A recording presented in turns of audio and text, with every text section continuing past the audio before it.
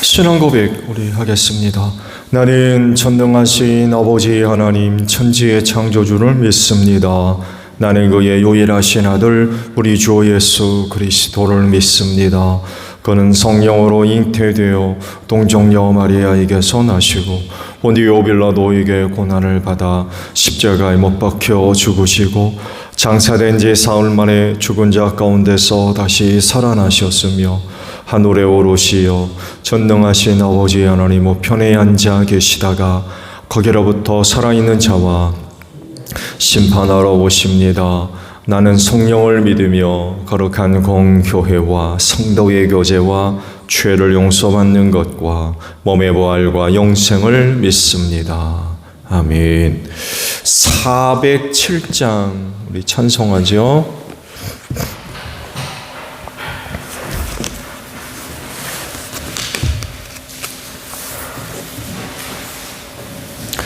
찬송가 407장입니다.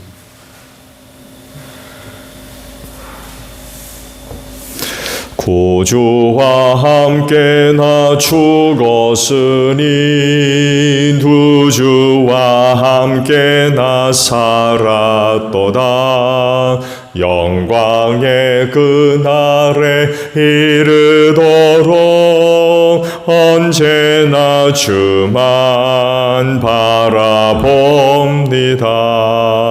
언제나 주는 날 사랑하사 언제나 새 생명 주시나리. 영광의 그날에 이르도록 언제나 주만 바라봅니다. 맘속에 시험을 받을 때와 무거운 근심이 있을 때에 주께서 그때도 같이 하사 언제나 나를 도와주시네. 언제나 주는 날 사랑하사 언제나 새 생명 주시나니. 영광의 그날에 이르도록 언제나 주만 바라봅니다. 뼈 아픈 눈물을 흘릴 때와 쓰라린 마음으로 단식할 때 주께서 그때도 같이 하사 언제나 나를 생각하시네.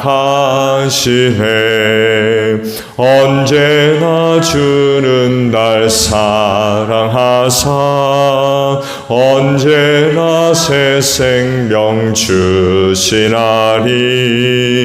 영광의 그날에 이르도록 언제나 주만 바라봅니다. 내 몸의 약함을 아시는 주 먹고 칠 질병이 아주 없네. 괴로운 날이나 슬픈 때 언제나 나와 함께 계시네. 언제나 주는 날 사랑하사 언제나 새 생명 주시나니. 영광의 그날에 이르도록 언제나 주만 바라봅니다. 아멘. 말씀을 봅니다. 베드로후서 1장 12절에서 마지막 절까지 보겠습니다. 베드로후서 1장 12절로 마지막 절이에요.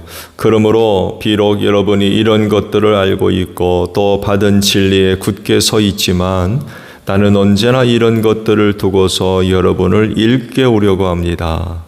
나는 이 육신의 장막에 사는 동안 여러분의 기억을 일깨워서 분발하게 하는 것이 옳다고 생각합니다. 우리 주 예수 그리스도께서 나에게 보여주신 대로 내가 육신의 장막을 벗을 때가 멀지 않음을 알고 있기 때문입니다. 그리고 내가 세상을 떠난 뒤에도 언제든지 여러분이 이런 일들을 기억할 수 있게 하려고 힘을 쓰고 있습니다. 우리가 여러분에게 우리 주 예수 그리스도의 권능과 재림을 알려드린 것은 교묘하게 꾸민 신화를 따라서 한 것이 아닙니다. 우리는 그의 위엄을 눈으로 본 사람들입니다. 더없이 영광스러운 분께서 그에게 말씀하시기를 이는 내 사랑하는 아들이요 내가 좋아하는 아들이다 하실 때에 그는 하나님 아버지로부터 존귀와 영광을 받았습니다. 우리가 그 거룩한 산에서 그분과 함께 있을 때에 우리는 이 말소리가 하늘로부터 들려오는 것을 들었습니다. 또 우리에게는 더욱더 확실한 예언의 말씀이 있습니다. 여러분의 마음속에서 날이 새고 샛별이 떠오를 때까지 여러분은 어둠 속에서 비치는 등불을 대하듯이 이 예언의 말씀에 주의를 기울이는 것이 좋습니다.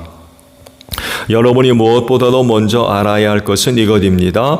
아무도 성경의 모든 예언을 제멋대로 해석해서는 안 됩니다. 예언은 언제나 사람의 뜻에서 나온 것이 아니라 사람들이 성령에 이끌려서 하나님께로부터 오는 말씀을 받아서 한 것입니다. 아멘.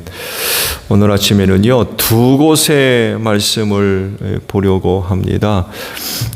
먼저는 12절에 있는 말씀을 먼저 봅니다. 12절 하반절에 나는 언제나 이런 것들을 두고서 여러분을 일깨우려고 합니다 라는 말씀이고요. 그 밑에 13절에 있는 말씀 중반절입니다. 여러분의 기억을 일깨워서 분발하게 하는 것이 옳다고 생각합니다 라는 말씀입니다. 성경을 중심으로 한 진리에는 다른 게 있을 수 없어요. 즉 하나님의 계시에는 성경 이외에 다른 것은 없어요. 우리에게 알려져야 할 모든 계시는 성경에 다 있습니다. 그런데 성경 이외에 다른 계시가 있다? 그건 있을 수 없어요. 그래서 요구되는 것은요, 그렇게 계시된 진리를 알고 또 믿고 깨닫고 순종하는 것입니다. 여기에 한 가지 더 첨부하면 베드로가 사역에 초점을 맞추고 있었던 한 가지, 기억하는 것입니다. 그런데 어떤 사람들은 자기가 새로운 계시를 받았다고 주장하는 사람들이 있어요. 하나님으로부터 새로운 계시를 받았다는 얘기는 성경 이외에 다른 진리가 있다는 얘기입니다. 그거 있을 수 있어요? 자기만이 알고 있는 계시가 있다는 거예요.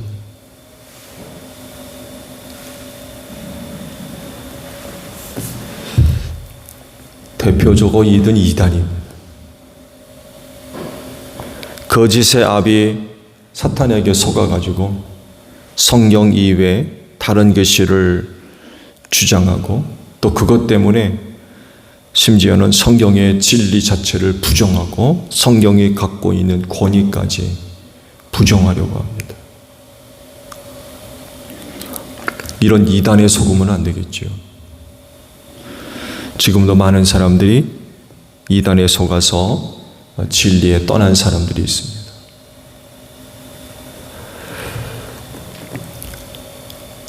오늘 주신 말씀들을 이렇게 정리할 수 있을 것 같아요. 즉 베드로 사도의 사역의 특징, 그게 뭐냐? 라는 것입니다. 그건 다른 것이 아니라 진리에 대한 기억을 일깨우는 데 있었습니다. 즉 진리를 잊지 않고 기억나게 만드는 것. 이게 사도 베드로의 사역의 초점이었어요. 새로운 계시가 뭔지, 새로운 진리가 뭔지 연구해서 알려주고 가르치는 게 아니었습니다. 그의 사역은 이런 게 아니라 이미 알고 있는 진리를 기억나도록 돕는 거였어요. 말씀드렸죠? 새로운 진리? 이건 있을 수 없어요. 새로운 진리가 뭔지 연구하고 해서 그 연구한 진리를 발견해서 성도들에게 새로운 것을 알려주고 가르치는 그게 아니었어요. 진리는 성경밖에 없거든요. 이것을 성도들로 하여금 잊지 않고 기억나게 일깨우는데 사역의 초점이 있었다는 것입니다. 그는 이 사역을 굉장히 중요하게 여겼고요. 또 이 사역에 집중하려고 하는 마음이 컸어요. 왜냐하면 예수께서 그에게 그의 삶이 얼마 남지 않았다는 것을 보여주셨대요. 그 베드로도 그가 어떤 환상을 어떤 글씨를 받았는지는 모르겠습니다만 해도 내가 이 땅에 살 날이 얼마 남지 않았다는 것을 알고 있었던 거죠. 그러면 얼마 남지 않은 인생을 나는 뭐 하는 데다 사용할 거냐 라고 했을 때 바로 그것이었습니다. 성도들을 일깨우는 것, 진리를 기억하도록 일깨우는 데 있다. 그래서 그는 남은 생에 이 일을 이루는데 초점을 맞추고 살았던 것으로 보입니다. 근데요, 주변에 아마 이런 사람들도 있었을 것 같아요. 그건 다른 것이 아니라 어떤 사람들은요, 이런 사도의 사역을 탐탁치 않게 여기고 반응이 그렇게 썩 좋지 않은 어떤 사람들도 있지 않았을까 그런 생각도 해봅니다. 왜냐하면 그 사도가 이야기하고 가르치는 것들 이미 그들이 다 알고 있고 또 믿고 있는 내용들이었기 때문에 그래요. 그런데 다시 듣고 배우고 일깨우는 게 싫었던 거예요. 다 알고 있는데 뭐 새로운 거 없나 이러는 거예요.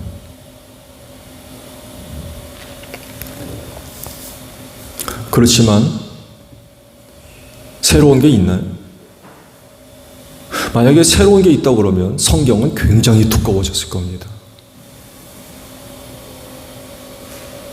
새로운 게 있을 수 있어요? 성경 이외에 또 다른 진리가 있습니까?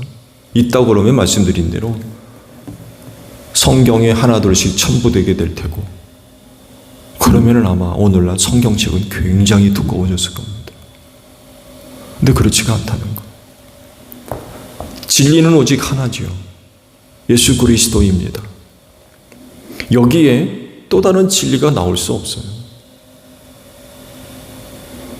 만약 다른 것이 있다고 하면 제자들에게 일러주셨을 겁니다. 그렇지만 다른 진리는 없다. 다른 진리는 없다. 그렇기 때문에 새로운 진리가 무엇인지 알려고 하는 그런 것들은 무의미한 거죠. 헛된 일들이에요. 자칫하면 거짓 아비 사탄의 유혹을 받게 될 겁니다. 그리고 실제로 많은 사람들이 거짓의 아비 사탄에 속아서 거짓된 진리에 빠진 이들이 많이 있습니다.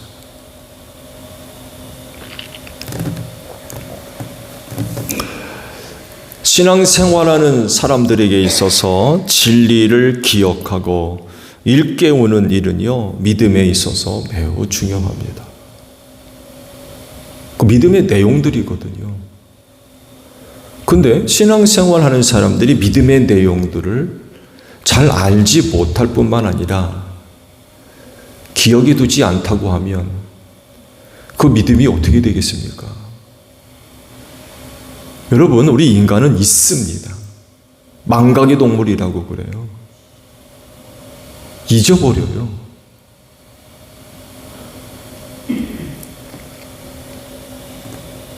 재미있는 말로 깜빡깜빡한다고 그러잖아요. 깜빡깜빡한다.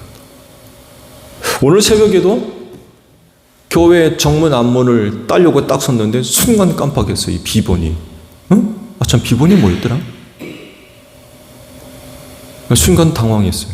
덜 열었던 문인데도 순간 그야말로 깜빡해가지고 주춤했어요. 아, 참 교회 전화번호하고 비슷하지. 여러분 아시죠? 옆에 있는 분과 정문에 있는 비번이 조금 다르다는 거는 아실 겁니다. 이렇게 인간은 늘 알고 있던 것조차도 순간 깜빡할 때가 있어요.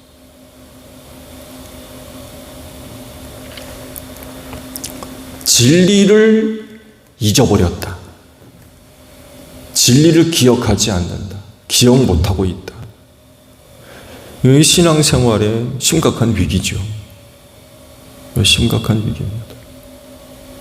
더욱이 단순히 알고 믿고 있는 것 이상으로 우리의 삶에 그 믿음이 실현되는 그런 그 삶을 살아야 할 사람들로서 진리를 잊지 않고 기억해 두고 있고 마음에 두고 있는 일들이 얼마나 중요합니까? 이런 것들이 이렇게 되어 있지 아니하면 우리가 아는 진리가 우리의 삶 속에서 실현될 수가 있겠어요. 그래서 앞서 말씀을 드린 대로 그 진리를 알고 믿고 깨닫는 건 못지않게 기억해 두는 거. 참 중요하다는 거. 베드로 사도가 이 일을 내가 하겠다는 거. 성도들로 하여금 진리를 기억할 수 있도록 일깨워 주겠다. 내가 살 날이 얼마 남지 않았는데 내가 앞으로 뭘 할 거냐. 진리를 기억해낼 수 있도록 내가 일깨워 줘야 되겠다. 그렇기 때문에 신앙생활하는 그리스도인들은요, 그 진리를 반복적으로 듣고 보고 배우고 마음에 담아두고 기억해 두는 것, 굉장히 중요한 영역입니다. 그럴진데 성령께서도 주께서 약속하신 성령의 중요한 사역 중에 하나가 기억나게 하리라 그랬습니다. 예수께서 제자들에게 일러주셨던 그 모든 진리의 말씀을 기억나게 하리라. 이게 얼마나 중요한 일입니까?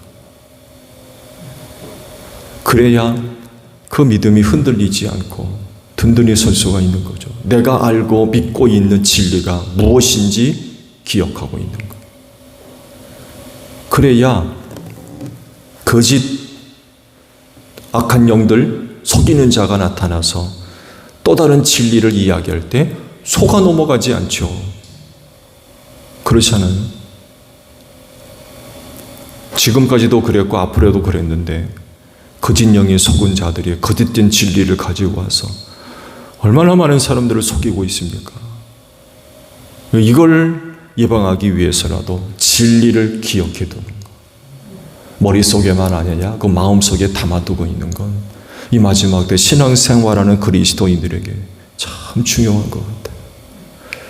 그러므로 진리에 관한 말씀들 우리가 반복적으로 듣고 보고 배우며 기억해 두고 마음속에 담아두어서 이 마지막 때 여러분의 신앙을 잘 간직하는 여러분들이 되시기를 바랍니다.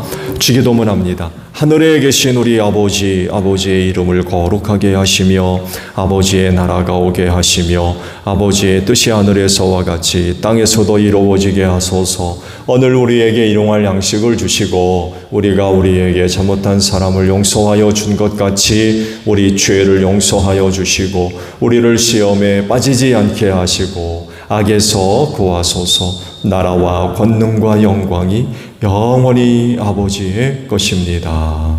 아멘. 기도하겠습니다.